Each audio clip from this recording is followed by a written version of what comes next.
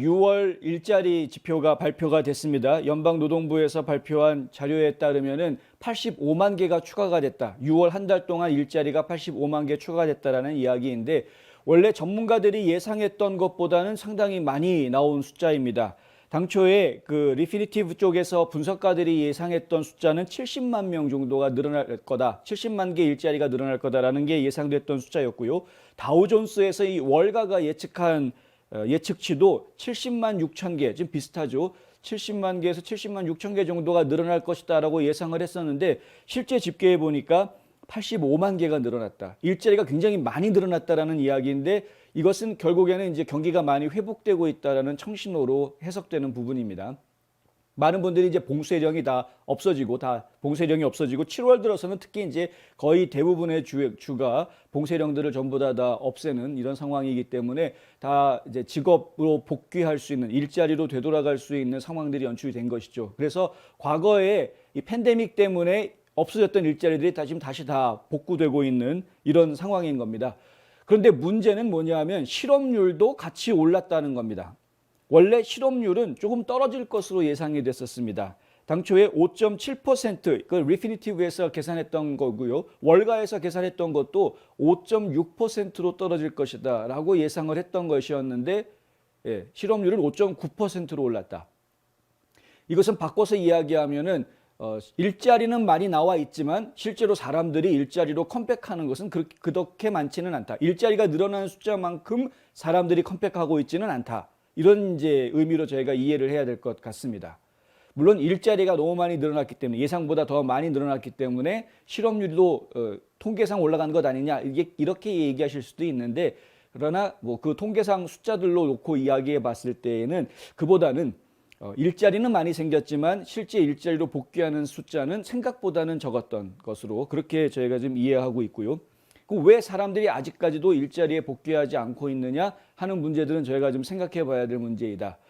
실제로 많은 주에서 연방 실업 지원금이 일자리로 복귀하는데 상당히 방해가 되는 요소다라는 이야기들이 나왔고 지금 전국의 절반이 넘는 주에서 이게 이제 연방 정부의 지원금은 전부 중단하겠다, 조기 중단하겠다 이렇게 얘기가 돼 있죠. 원래는 9월 첫 주까지 이 지원금을 주게 돼 있는데 그것을 끝까지 다 받지 않겠다, 그냥 중단하겠다라고 해서 이미 6월 중순부터 시작해서 7월 중순 아직까지 중단이 다 안 된 상태입니다. 7월 중순경이면은 이 예고한 주들이 거의 다 중단을 하게 되는데 이렇게 되면은 연방 실업급여를 가만히 앉아서 받아도 직장에 나가서 일하는 것만큼의 돈을 벌어서 굳이 직장에 나올 이유가 없었던 사람들은 다시 직장에 나와야 될 이유가 생기게 되겠죠. 요 상황이 전개가 그래야 제대로 된 통계를 다시 한번 또 볼 수 있을 것 같습니다. 그러니까 일자리가 늘어난 만큼 그 일자리에 돌아오는 인력들도 같이 늘어나게 하기 위해서는 결국 이 공화당 주지사들이 이끌고 있는 주에서 일자리에 복귀시키기 위한 연방 실업급여 지원금을 중단하는 것이 어떤 영향을 주는지 저희가 확인해야 되는데 그것을 확인하기 위해서는 7월 중순이 지나봐야 알 수 있으니 결국 7월 말 통계가 좀 나와봐야 앞으로 한 달쯤 뒤에는 되어야 그 효과를 저희가 확실하게 좀 가늠해 볼 수 있겠다. 이제 이런 이야기입니다. 데이터가 계속 높아지면서 경제학자들이 2, 4분기에 GDP 성장률이 10%에 근접할 것으로 기대하고 있다라는 이야기도 나옵니다. GDP 성장이 높아진다라는 것은 그거는 그 자체로는 긍정적인 소식이기는 한데 이 GDP가 높아지는 그 과정, 내용이 문제입니다. 그 내용이 실제로 국민들이 무엇인가 생산적인 활동을 해서 GDP가 올라간다고 하면은 그것은 매우 바람직한 일이지만 지금처럼 이제 양적 완화, 시장에다가 돈을 정부가 많이 풀어서 그 푼 돈이 움직여가지고 GDP가 성장하는 이런 모습이라고 한다면은 이것은 그다지 바람직하지는 않은 모습이기 때문에 그렇습니다. 그래서 이것은 저희가 좀 더 지켜봐야 할 상황이고요. GDP가 많이 나온다는 것은 또 그것은 물가 인상하고도 관계가 되기 때문에 아주 그렇게 긍정적이라고 이야기할 수 있는 상황은 아닙니다. 그리고 입원 및 사망과 함께 코로나19 환자 수를 대폭 줄인 백신이 나오면서 지금 상당히 고용지수들이 개선되고 있는 그런 모습들을 보여주고 있다. 물론 이제 또 뭐 변종이 어쩌고 저쩌고 이야기하고 변종 이야기들이 많이 나오고 있습니다만은 전문가들이 내놓는 그 도표라든가 분석들을 보면은 변종에 의해서 감염되는 사례들이 많이 늘어나고는 있기는 하지만 여전히 그것과는 관계없이 코로나19 자체가 많이 지금 퍼져 있는, 그러니까 무슨 얘기냐면은 변종에 걸리는 사람들이 비율로 따지면 좀 높은 비율을 차지하는 것처럼 보이긴 하지만은 코로나 발생 자체는 그다지 늘어나지는 않고 있는 그런 모습을 보이고 있다. 뭐 좀 저희가 안심할 상황이라고 얘기하는 건 좀 위험하겠습니다. 어찌 될지 모르는 것이기 때문에. 근데 하여간 뭐 사회적 거리두기라든가 이런 부분들은 상당히 계속적으로 중요한 부분이 될 수 있을 것 같고요. 어찌됐든 이런 그 백신 덕분에 마스크 착용이라든가 아니면 이제 사회적 거리에 대한 부담감이 좀 줄어들면서 많은 업소들이 문을 열고 있죠. 특히 레저, 접대, 공교육 및 사교육, 그리고 전문 및 비즈니스 서비스, 소매업, 그다음에 기타 서비스 등 이런 곳들이 지금 이제 전부 다 일선으로 다시 회귀하고 있는, 조지아주 같은 경우에는 거의 다 복구가 돼 있는 상황입니다. 그래서 웬만한 업소들이 거의 다 문을 열었고 실내 영업도 거의 다 정상화돼 있는 상황이고요. 극장도 운영이 되고 있고 지금 공연장도 정상화되고 있는 이런 상황입니다. 그러니까 굉장히 많은 부분들이 지금 정상화돼 있는 그런 상황인데, 앞으로 이제 이 상태에서 또 추가로 코로나 바이러스에 감염되는 사람들이 얼마나 더 많이 발생하느냐 하는 것들이 이제 하나의 이슈가 될 수는 있을 것 같습니다만은, 어찌됐든 지금 저희가 다시 경기가 복구가 됐다라는 면에서, 그리고 봉쇄령이 좀 풀렸다라는 면에서는 환영할 만한 일인 거는 사실이죠. 근데 하여간 조심은 좀 해야 되겠습니다. 우리가 한번 겪어봤으니까 조심은 좀 해야 되겠다.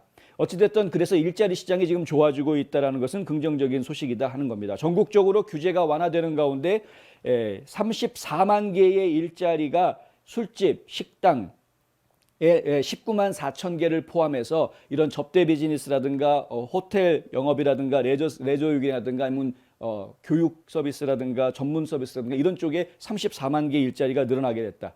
이게 이제 뭐 그렇게 숫자가 좀 늘어나고 있다는 것이죠. 근데 문제는 이 전염병이 시작되기 이전, 그러니까 작년 2월, 2020년 2월 달에 일자리를 저희가 좀 봐야 되는데, 그 당시에는 220만 개 일자리가 있었는데 거기에는 지금 못 미치고 있다. 그러니까 아직 완전히 회복됐다라고 이야기할 수 있는 숫자는 아니다. 이건 저희가 좀 염두에 두고 있어야 되겠다는 것이고요. 지방 및 개인 고용에 걸쳐서는 26만 9천 명, 교육 부분에서는 전문 및 기업 서비스가 7만 2천 명, 소매 부분에서는 6만 7천 명, 이런 식으로 이제 일자리가 좀 늘어나고 있다. 뭐 아시는 분은 아시겠지만 일자리는 늘어났는데 실제로 사람 구하기는 굉장히 어려워졌습니다. 사람을 구하기가 어려워진 데는 여러 가지 문제들이 있죠. 그 중에 이제 한 가지가 물가 상승이 지금 문제가 되고 있어서 인건비 상승 문제가 상당한 어려움을 지금 주고 있는 상황이기도 하고요. 뭐 최저임금 15불로 해야 된다라는 것에 대한 지금 소송 제기, 뭐 이런 법안 이야기, 이런 여러 이야기들이 지금 나오고 있는데, 그 최저임금을 자꾸 올리는 문제는 사실은 그 소규모 자영업자들 입장에서 상당히 힘들게 되는 그런 부분이 있기 때문에 이런 부분도 저희가 좀 염려하지 않을 수 없는 상황이긴 합니다. 실업률이 높은 주가 어디냐라는 질문이 있었는데 저희가 그것까지는 찾아보지 못했습니다. 근데 일반적으로는, 그러니까 전부 다 그렇다라는 것은 아니고요. 일반적으로는 민주당 주지사가 이끌고 있는 주들이 대체로 실업률이 좀 더 높은 편입니다. 공화당 주지사가 있는 주보다는 그런 상황이고요. 한 가지 저희가 그래프를 보여드릴 수 있었는데 제가 잠깐 넘어갔던 부분이 뭐였냐면 바로 이 그래프입니다. 요 그래프를 좀 자세히 보시면 아시겠지만 인종별로 놓고 이야기를 하면은요, 이 짙은 색깔이 흑인입니다. 흑인들의 실업률이 좀 더 높게 나옵니다. 그리고 맨 밑에 이제 제일 옅은 색깔이 백인들입니다. 백인들의 실업률은 가장 낮은 5.2%로 나오고요. 흑인들의 실업률은 9.2%로 나옵니다. 지금 이런 그 비율이 전개가 되고 있다는 걸 저희가 볼 수 있죠. 아시안 같은 경우가 5.8%. 그러니까 아시안도 그 실업률이 그렇게 높지는 않은 인종인데, 히스패닉이라든가 흑인들 같은 경우에는 실업률이 굉장히 높게 나오고 있는 이런 상황이 있다. 이거는 저희가 좀 말씀드릴 수 있는 부분이고요.